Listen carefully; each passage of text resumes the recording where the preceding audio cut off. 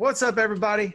I'm Sean. I'm here with Dr. Mike T. Nelson, who is just about the smartest human in the world when it comes, well, period, full stop, smartest person in the world.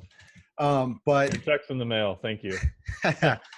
specifically gifted in all things nutrition, exercise physiology, and I'll just let Dr. Mike kind of give a quick intro about who he is and why we should listen to him. Yeah, so basically I did a whole bunch of school. I did a undergrad, Bachelor of Arts in Natural Science, then did 2 years of postgraduate work for actually mechanical engineering, did graduate work in mechanical engineering and biomechanics for another 2.5 years. I graduated there and thought I'm never going back to school whatsoever. And during that time, I just took anatomy and physiology and literally I took exercise physiology just for fun because they didn't really apply to my degree, but I just thought they're super cool. I worked in the medical device industry for quite a while and then started training people. Eventually went back started a PhD in biomedical engineering, did that for 5 years and then dropped out of that program and then went and did a PhD in wasn't really biomedical engineering. I dropped out of that one and then went to exercise physiology. Unfortunately, it was a completely different department. So I had to kind of start over again. And so that took about 7 years.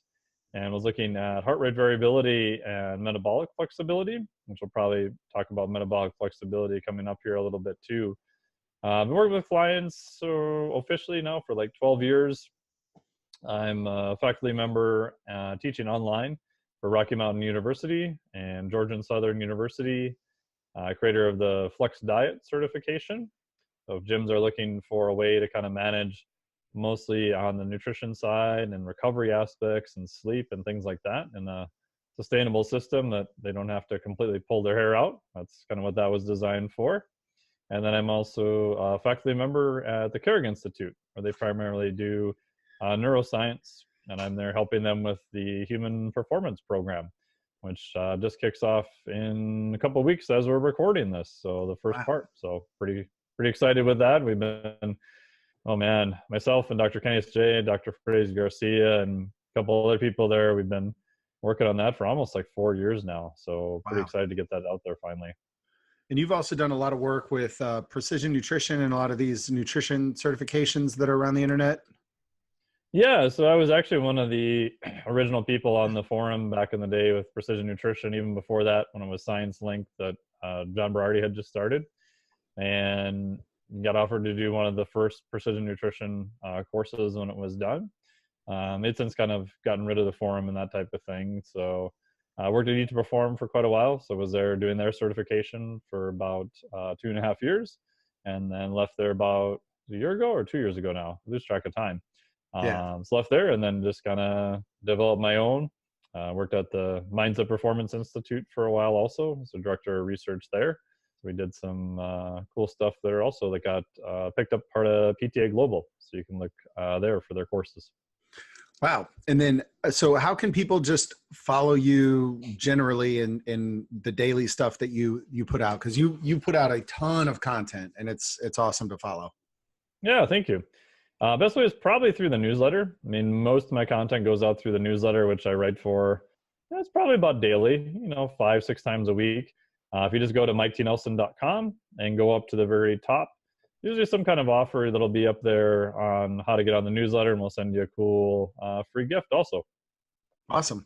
Yeah, and Dr. Mike has probably been my nutrition mentor of sorts for the past few years and is a good buddy. Yeah. We just got to see each other a couple days ago, which was awesome. Yeah. And it's great. And so in terms of the group that we're trying to start here, Dr. Mike is someone that I turn to when I kind of hit a rock wall in terms of what answers for stuff are. And what I'm hoping to have happen here in the next few conversations is just kind of get Dr. Mike's insight on some questions that exist in the nutrition and exercise science world. So anyway, this is Dr. Mike, and I'm glad we could chat. Yeah, thanks for doing this, man. Appreciate it. For sure. So first thing I want to start off with is just a general overview of the 3 main macronutrients. And there's a lot of confusion around, like diets and this and that. And I think just a baseline understanding of what protein, fats, and carbs actually are would be a great place to start with this conversation. Yeah, no, that's a good part. Um, with that, I tend to use so when I did the Flex Diet Cert, the acronym that starts with an S. So each macronutrient, you can think of it having a very specific structure. You can think of it as having very specific signaling effects in the body. So we eat protein or we eat carbohydrates. They have specific signaling things that they're going to do in the body. There's also different areas that they are stored or storage. And then they can also be used as a fuel or substrate. And so each one of them is going to be a little bit different with that. So with protein, the thing that makes it structurally different is primarily it has nitrogen, right? So nitrogen, we're trying to get that for protein metabolism, for muscles, recovery, immune system. Nitrogen is the thing that makes it different. One of the worst things I ever heard with that was a guy who wrote a book who will remain nameless, but it was one of these sort of fad diets like maple syrup and like cayenne pepper and stuff. Yeah. But at the end of the book, someone asked him, they said, "Oh, hey, when you're doing this crazy diet, you don't have any protein." And he's like, "Well, we breathe air. Air has nitrogen. Therefore, you don't need to consume any protein." And I'm like, that works if you're a plant. That doesn't work if you're a mammal.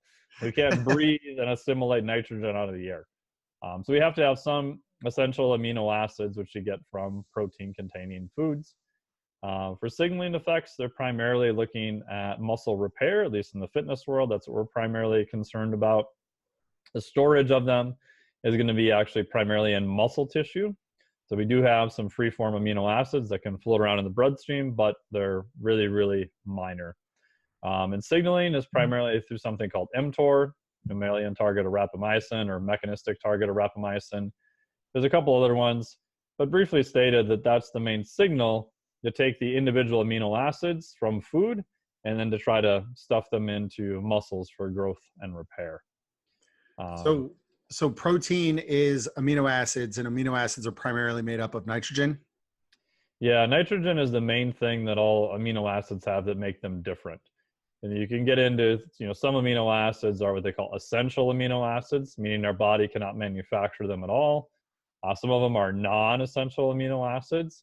And the ones kind of in the middle are something they call conditionally essential amino acids.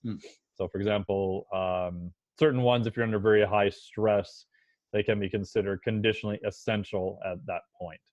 That makes sense. So protein, we're talking meats, animals, and you can find some protein in various plants, right?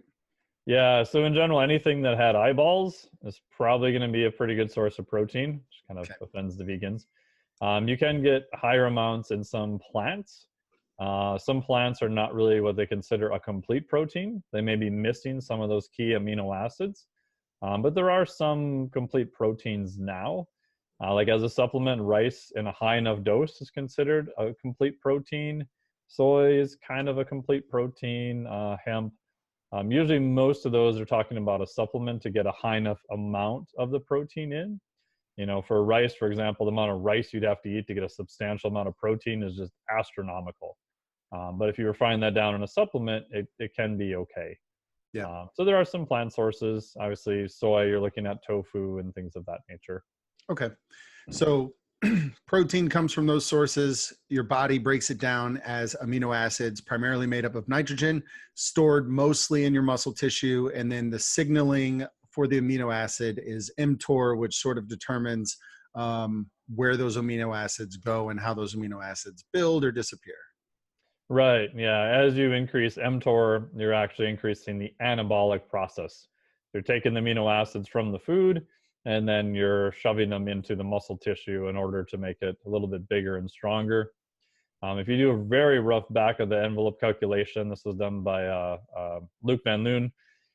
They said, okay, we radioactively labeled these amino acids, which they put in the feed, which they gave to the cow, which the cow then made the milk, which they then turned into a protein supplement, which they then fed to people via nasal cannula at night. And then they jabbed them with needles in the morning in their muscle with a biopsy to wake them up. So if they did all that work, about a 20-gram dose of protein as a supplement, about 2 grams of that will actually become new muscle tissue. Now that there's a whole bunch of approximations and stuff that kind of go into that, but it's much smaller than what most people realize. So I thought that was kind of interesting, because that's one of those facts I've kind of wondered about all the time. It's like, why do we have to eat so much protein? But yet, people who are training, gaining lean body mass and muscle is generally a very, very slow process over time. Because most of that amino acid goes to maintenance. Is that why so little of it gets used for growth? Yeah. So part of it is that as you scale up the amount of protein that comes in, your body will just burn some of it as fuel, or part of it will be oxidized. That's just part of how the body works. So you can't really ever get rid of that oxidation part, nor would you really want to. And then you need certain amounts to kind of trigger that process. We need a certain amount of leucine to get what's kind of considered a threshold, or actually a concentration effect of it. So I describe it like leucine is one of the essential amino acids. Is that right? correct. Yep. So imagine like you've got your assembly line and you're going to start making stuff. So the first step is you need to turn on the assembly line, right? We got to get the belt running. So we got to turn the assembly line on. We have to make sure there's enough energy in order to run it. And then we've got to have actual materials to make stuff out of. So leucine is going to turn on that assembly line process. Excess calories are going to help with that, or diverted from fat, or as from where you're eating. And then the essential amino acids are what we need in order to kind of put them and reassemble them in different conformations or configurations. So we need all of that. And that generally is a pretty expensive process. And you just need a fair amount of amino acids for all of those things. It's not a super efficient process. Yeah. Okay. Well, that makes sense. So you eat a big steak, whatever, with dinner, then you cross this leucine threshold, because leucine is an essential amino acid in steak. You kick on, or your mTOR goes up, you kick on muscle protein synthesis, and you start growing your muscles, assuming that you had a stimulus from a workout where there was a stimulus for muscle growth before the meal. Yep. Both of those help. Yep, you can actually turn on muscle protein synthesis just by eating alone. But you're correct that additional effect from resistance exercise is super beneficial. Got it. And then the absence of leucine. So at some point, the conveyor belt stops running, and you stop growing the size of your muscles, and you start becoming catabolic, and you start shrinking. You start repairing. What's that process look like? Yeah, so both processes are happening simultaneous. So muscle protein synthesis is going on for the most part. Muscle protein breakdown is also happening. So your body is pulling out amino acids from muscle tissue to run. Some of them go through, metabolism, Krebs cycle, alanine, things like that. So you want more deposited than less taken out, right? Because you want a net positive at the end of the day, just like your bank account. Right? Ideally, I want to put more money in than what I'm taking out, so my bank account grows. Right. And then in the acute effect, we actually need those amino acids in the blood to go up, and then we actually need them to go back down. So they did a study where they did I think it was a 6-hour amino acid infusion into the muscle, and they measured muscle protein synthesis. And the thought at the time was, okay, we're going to have amino acids are going to just constantly be elevated super high. The body will just run protein synthesis all the time. Woohoo! We'll make people huge and jacked and get rid of catabolic diseases, all this fun stuff. Didn't happen. So amino acids stayed elevated, muscle protein synthesis went up, and then it actually went down despite having still elevated blood levels of amino acids. So we need the amino acids, paradoxically, to actually drop in order for them to be re-stimulated. Kind of like you would need to turn the light off to turn it back on again. Yeah, that makes sense. So in terms of practical advice when it comes to protein, we want to be eating a sizable amount of protein a few times throughout the course of the day, so that we infuse our body with the amino acids, and then we deprive our body of amino acids, and repeat the process a few times throughout the course of the day. Yeah, so you want the rough back of the envelope calculation I give to people is, on the high end, about 4-ish meals at about 40 grams of whole protein. If you do that, you've got enough spacing throughout the day where the amino acid levels are going to peak and then drop. And the 40-gram dose, even if you use, some not as complete proteins, in general, it will be more than enough. Also, if you're an older individual, that'll be more than enough also. So as you age, you need more protein, correct? Yeah, something called anabolic resistance. You actually need more protein. So an acute study they did with whey protein compared to lifters who were in their 20s compared to people with a mean age of 71. And what they needed to see the same response was the younger people could get the same response of 20 grams of whey. The older people needed 40 grams of whey protein to get the same acute response. So if, because there's a lot of different types of protein out there, you know, we have some vegan athletes, some vegetarian type athletes, and you mentioned soy and rice, you know, in a concentrated form might be good enough. So if you are a vegetarian or vegan type athlete, can you get the same results using a soy protein or rice protein, or what type of protein would you recommend? And is there anything that you could do to amplify the results or the efficacy of it? Yeah. So if you're a vegan athlete and you are able to use a protein supplement, that's pretty doable. That's not too hard. If you do not want to use a supplement at all, yeah, you can do it, but man, that's a lot of work and you're going to be eating a lot. It's just a lot more time. But supplements for vegans that I like, rice is pretty good.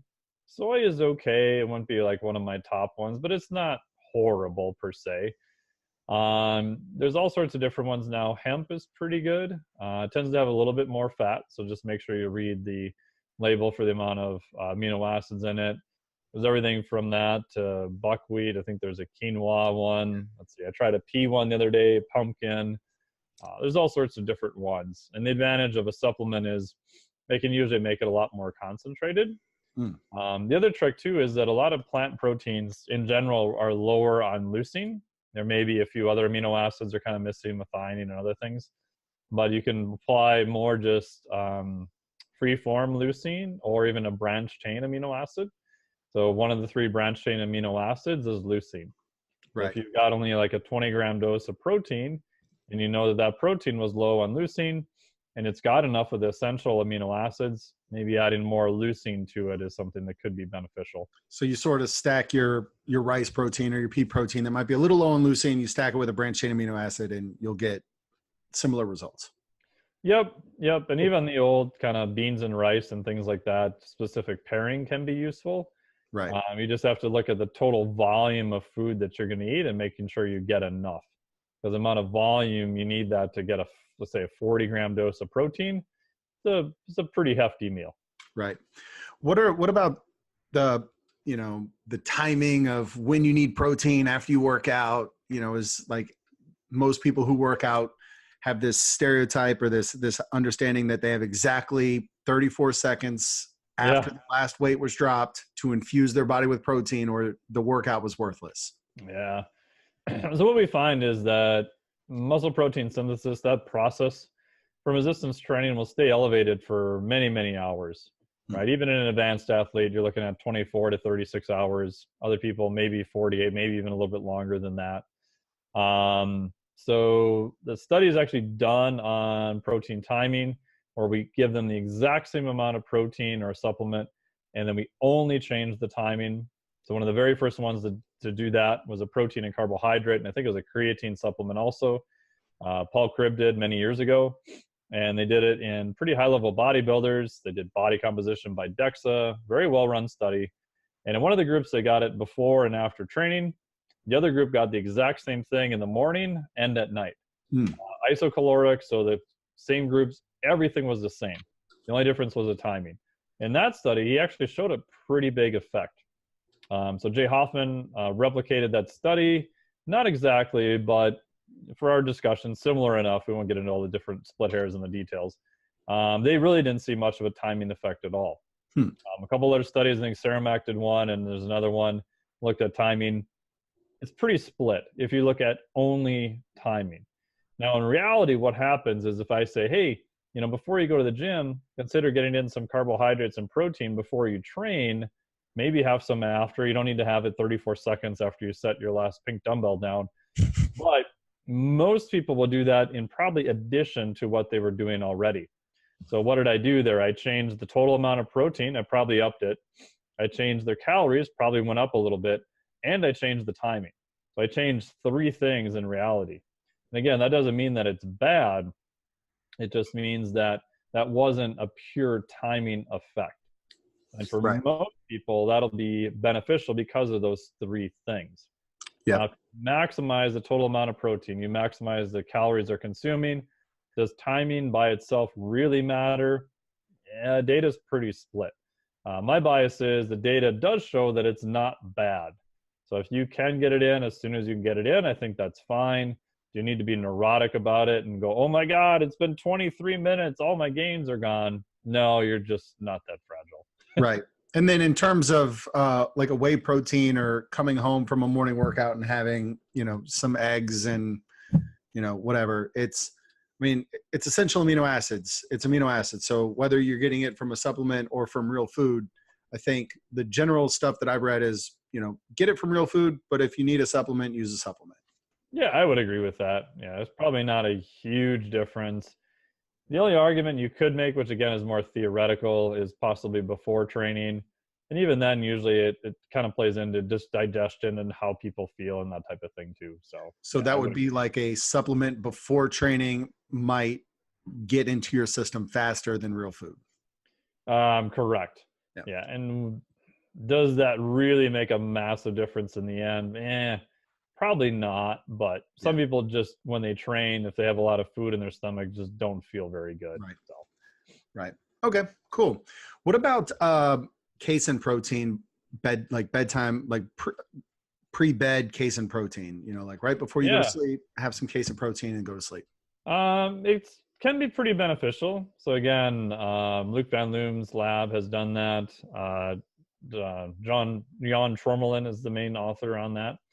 And what they did is they gave the radioactively labeled protein, which is a casein protein, 2 subjects for an overnight feeding.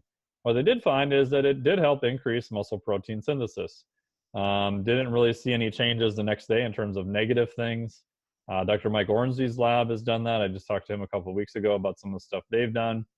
And in short, it's a pretty good time to have some protein. Now, is it going to be that much better than other times? Probably not. But a lot of athletes I find are afraid of having anything before bed. So if they had, let's say, 3 protein servings during the day, and their last one was, let's say, with dinner at 6 p.m., and they don't go to bed, we'll say, till 10, I would argue that, having 40 grams of a casein before bed is probably going to be beneficial. Now, we didn't just change their timing. We did increase the total amount of protein they're getting. We're getting another window to bump up muscle protein synthesis. We do know that kind of will carry out throughout the night. Those calories don't seem to turn to fat, doesn't seem to affect fat metabolism, doesn't seem to negatively affect metabolic rate the next day or anything either. So I would say that, it's probably a good thing. Is it going to make a massive difference to people? Probably not. But I'd say, if you can do it, especially if you've only had like 3 protein feedings during the day, then go for it. Yeah. So like most of our athletes, I would say are a casual CrossFit athlete. We're not games athletes around here. So, someone working out 3 or 4 times a week, which is, pretty intense compared to the average population, but sure, definitely.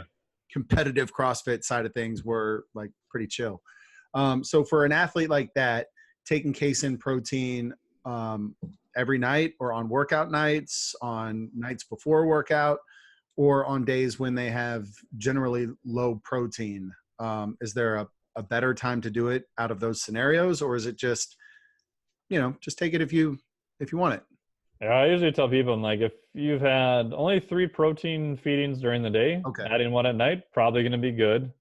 If you're really hungry, because a lot of people tend to overeat on other things at night, so controlling their calories can be a big thing. Casein tends to be pretty filling to most people. I've even made it into like kind of a little bit of a pudding. You can get fancy and put a few thickeners or something in there. It's pretty darn tasty and it's pretty filling. Now, could you use, whole food? Could you eat another chicken breast or lean steak or eggs or something? Yeah, you could do that too. Yeah. The only data we have so far is on casein. There's a couple other studies that have kind of looked at a whey protein. due to the different kinetics, whey protein, even though it's a fast protein, may be fine overnight also.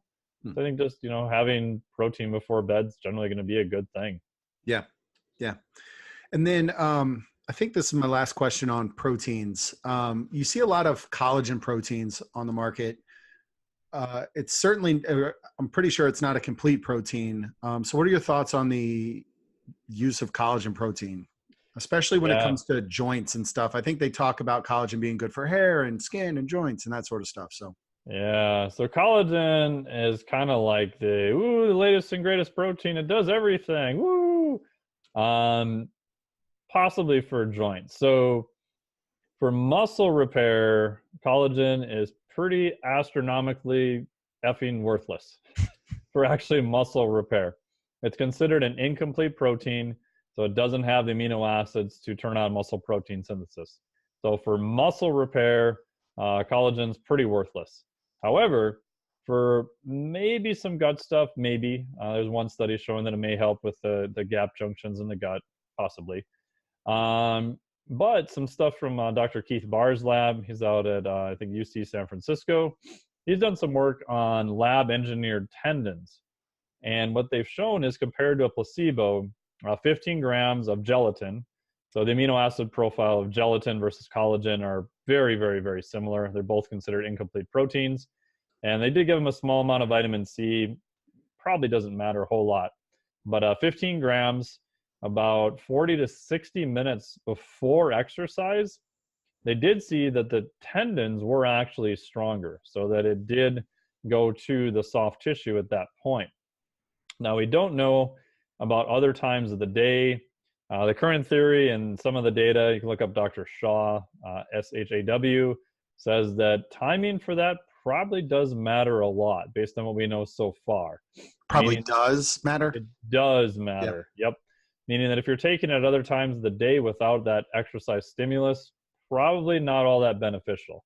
Now, if you can only take it after, right? But if you can take it 40 to 60 minutes before, and then you can even repeat that 6 hours later.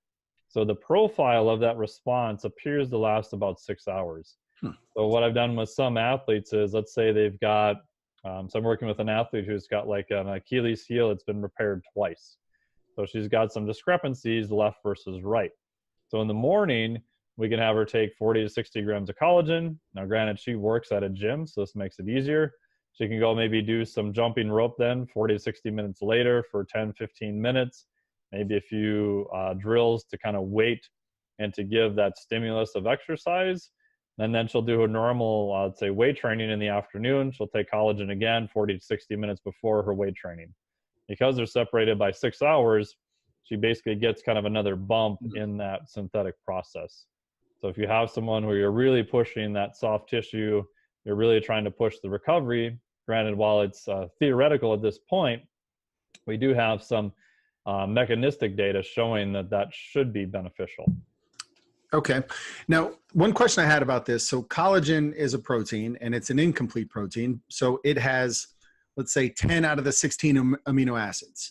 But they're the same amino acids that you find in meat or like, whey protein, right? They're the same thing. So how does your body... Slightly different.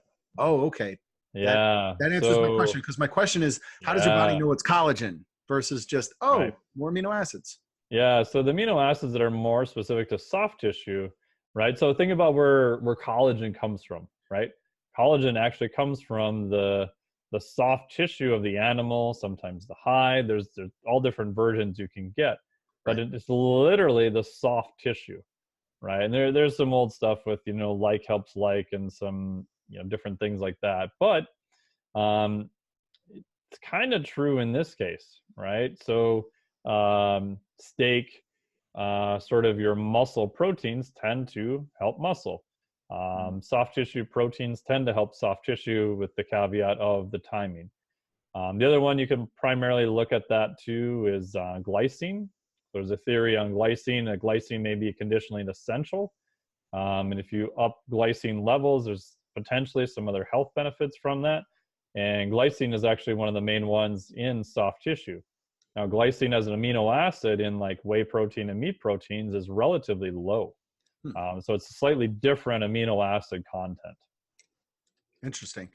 So I guess this feeds into the last piece of this is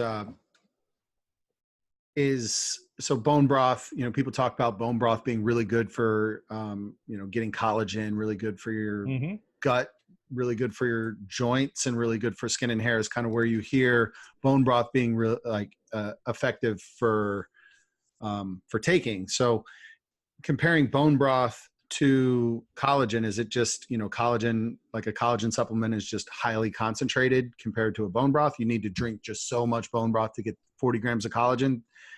Would that be the benefit of the supplement versus the real thing? Yeah, I think both of them can be beneficial. The big bugaboo about bone broth is you really want to know how many amino acids are actually in there, right? Because you could have some that I've seen and that I've had other people outside test were pretty damn high. And I've seen some others that were tested that were pretty damn low, almost worthless. Interesting. So that's the downside. Just because it says bone broth, you know, I could, you know, move a few pieces of soup bones around in a broth and flavor it and call it, hey, it's bone broth. Right. But there may not be very many amino acids in there. So if you're making it at home and you're making it with a chicken carcass, chicken feet, maybe that's different. Wings, then you're probably extracting a lot of amino acids in that process. Yeah, and you know what you're putting in there, right? You physically see how much raw material you're putting in there, so you're probably going to be fine. Yeah, you know, it's not like you're waving a chicken wing around there and going, "Hey, bone broth." So, is there any sort of research to show that, you know, bone broth is good for the joints, or is that the same conversation as we were having with collagen, where if you're going to do stimulus for your joints, have bone broth or collagen in the 30 minutes before? Yeah, the only data I've seen so far now says that the timing for it does matter. Yeah. So having it 40 to 60 minutes before that stimulation. Reason for that is because so imagine this, right? Just like weight training, right? So I can't just only isolate muscle tissue. I'm always have soft tissue in there. So both of them are going to be upregulated for repair. Like another example is similar is calcium supplements. A calcium supplement by itself does almost nothing to prevent osteoporosis or change bone mineral density at all. Caveat being, if you start having those people weight train. If you have them start weight training, now there's a stimulus even on the bone that it has to start to remodel. Now a calcium supplement makes a big difference. But without that stimulus that says, hey, tissue, you need to remodel because we've been loading you and you need to get bigger and stronger to be able to adapt to this, just like your right bicep from doing, you know, bicep curls. Without that stimulus, some of the nutritional interventions are just not all that efficacious. So for a most majority of a population, just tossing calcium supplements at them is not going to really prevent them from having osteoporosis later. Now, if we load them, we can see big changes there. And by load, you just mean do some back squats, like spend some time underweight, like maybe some plyometrics, jumping. Could be plyometrics, like they've looked at jumping rope, possibly walking. We don't really know if that's quite enough of a stimulus or not, but it's definitely an impact. Running is a big impact. So running can be 6 to 10 times body weight on impact. And the other part too, it may be a blood flow issue. I don't exactly understand all the intricacies. So soft tissue tends to be very avascular, doesn't have a lot of blood flow. But what is exercise? Exercise is redistribution of blood to the muscle, to the soft tendon. We know, for example, like structures in the back that tend to be extremely avascular, movement is incredibly beneficial for them. So it may be that getting more blood flow and having them more exposed, you know, to the other amino acids, that may also be a big component of it. Okay. So in terms of, you know, all of the various protein supplements that we were talking about today, whey protein, you know, you probably want to have that after your workout and some time after your workout, but it's not super urgent. No, it's not like, oh, I see guys in the gym sometimes that are like, oh, I just set my dumbbell down. I got to go get my 20 or 40 grams of whey protein or all my muscles going to fall off. It's like, no, just chill out. You'll be fine. But a collagen protein supplement, definitely makes sense in the hour 40 minutes before workout. And then obviously it's not a protein supplement, but we talked about calcium. So if you're taking a calcium supplement if you're taking it, it's good, good bone density prevention type supplement. So that's probably why you're taking it. It should be taken in conjunction with some sort of exercise, some sort of overloading of your skeletal system. Yep. Yeah, and we haven't seen any studies I've seen that the timing for calcium is all that important. Calcium is obviously a whole bunch of cofactors from, boron to iron to D, K. So, but most people, it's going to be in the background of healthy nutrition and having all those in place too. That makes sense. So in terms of, because we've been talking a lot about supplements tonight, so we might as well just finish the supplement conversation. So what would you consider other important supplements for our demographic, the average athlete? What are the, 3 most important supplements, or like what are other important supplements that they should be taking? Yeah, I mean, most of the ones I like are all just kind of derivatives of real food. Yeah. Fish oil is probably going to be up there, right? So fish oil provides essential fatty acids that most people are just not getting a lot of. The conversion from omega-3, like flax, to the fish oils is very, very low. So eating enough flax, you're probably not going to get enough of the EPA and DHA, the actual fish oils themselves. They're pretty low in the food chain other than cold water fish, mackerel and maybe some smaller ones, but stuff people don't eat a lot. Sadly, even farm-raised like Atlantic salmon has very low levels of fish oil now. It's because of a feed change they made a couple of years ago. So even farm-raised fish now, unfortunately, is relatively low in omega-3s, the EPA and DHA, compared to wild fish. The sad part is eating a lot of wild fish, especially the bigger ones, there is a chance of consuming more mercury, especially you get into like shark and tuna and things of that nature. So that's reality is that in today's world, having a fish oil supplement that's clean and concentrated is probably going to be your best bet there. That makes sense. What's the deal with the omega-3 to omega-6 ratio? Is that another benefit of the omega-3 besides just getting another essential fatty acid into your system? Yeah, so depending on what you read and who you believe, maybe like a 50-50 ratio. So it's a dramatic oversimplification, but omega-6 tend to be pro-inflammatory. Omega-3 tend to be anti-inflammatory. Not that inflammation is bad. We need some inflammation to run our body. You go train, you go lift at the gym. We actually need some inflammation, and that's a good thing. We just don't want this super high chronic levels of inflammation. And a lot of people, the ratio is skewed just because their omega-3 is so low.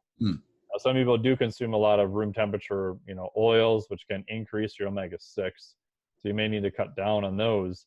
But once you've done that, most people are probably going to do well by bumping up their fish oil intake. How much? 2 to 4 grams per day is probably like where I would speculate most people would need to be.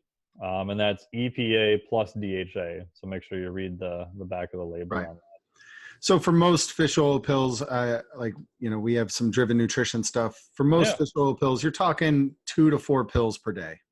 Somewhere around there, yeah. The new ones are a lot more concentrated than they used to be.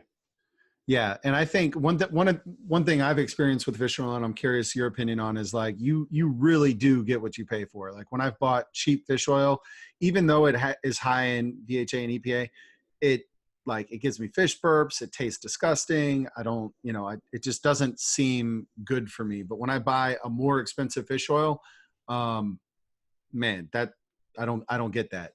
I don't know why. I don't know if that makes sense. That's just my experience.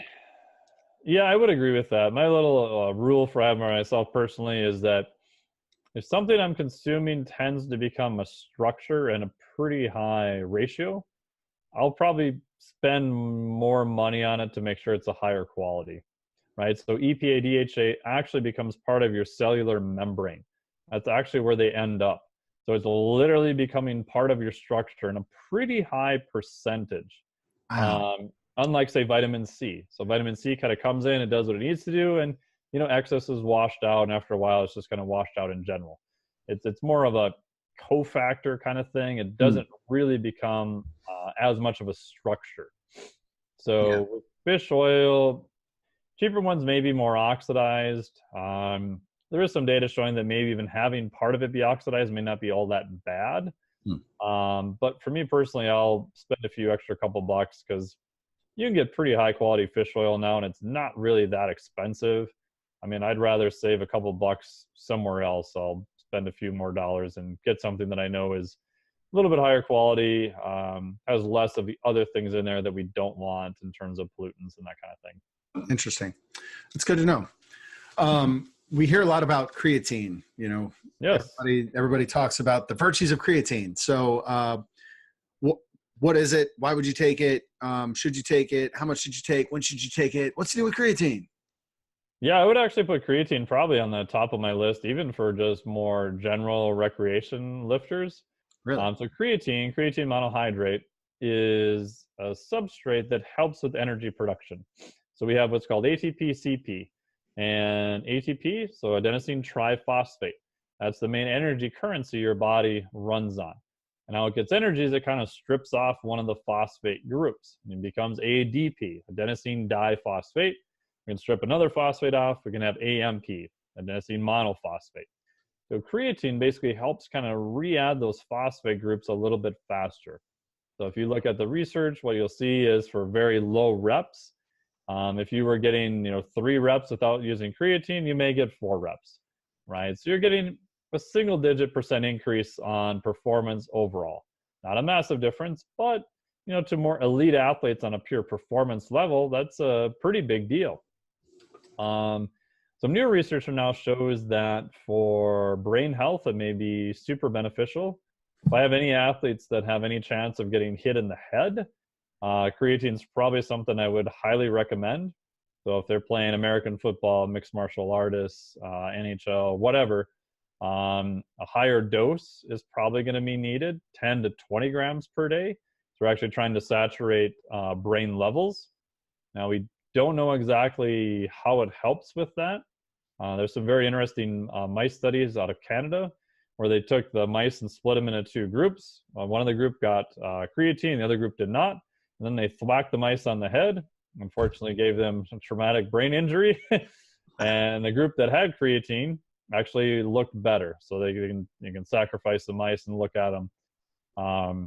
Humans aren't going to sign up for an IRB. We're going to thwack a group in the head and not a group in the other head or vice versa or anything like that. But creatine's probably been studied more than any other supplement ever. I mean, last time I checked, I think there was over 453 peer-reviewed studies on creatine monohydrate, which is just astronomical. We have long-term data. I believe it was a football player study going out to 12 or it might have been 18 months of people being on creatine. It's been available as a supplement since about the mid-90s. So we've got anecdotal, just tons of people. I've taken it mostly on since about 1996, and I don't have a third eye or anything weird happening so far. 5 grams per day is probably about a standard dose of where most people will be beneficial, maybe 10 if you're a very large mammal. Creatine monohydrate is probably the most efficacious form. Some of the salt versions may be okay, maybe as good as creatine, but so far to date, I haven't seen a single study that showed that any other form of creatine is superior to creatine monohydrate. A couple may be about the same, but in my opinion, not worth the extra money. And then is there a timing associated with creatine, or is it a saturation thing? You just want it in your system continuously?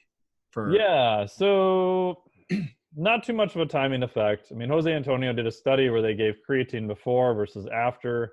After was absorbed a little bit better. That's probably just because of blood flow diverted from the stomach before training.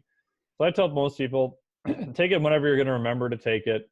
If your only time you ever remember to take it is pre-workout, then yeah, take it pre-workout. But if you can take it at any other time of the day, it's probably going to be a little bit better, but not a massive difference. Right. But like before bed, fine. Fine. Yeah. Because it's muscle saturation is what we're looking at. So taking it before training doesn't make a lot of sense because we want creatine levels in the muscle to actually be saturated. That makes sense. And then one thing I've heard is differences between creatine in men and women. You know, some women talk about creatine creating a lot of bloating and they don't really like it for those reasons. Have you heard anything about that? I've had women complain about it, but I don't really know if it's the creatine or something else. Maybe. I mean, yeah, if you're doing the loading dose, which was 20 grams a day, one of the side effects of that was water weight, which again was more in the muscle. So that can happen, you know, in terms of a few pounds. But usually I tell them if they do see that, just start lowering your dose and take it a little longer, right? If you had 10 grams, go to 5. If it was 5, go to 3. But generally, I don't see it as too much of an issue. There isn't really any need to super load it. There used to be the old loading phase where you do 20 grams a day for 5 to 7 days. If you look at the end of 30 days, you're at the same amount compared to another group who took 5 grams per day.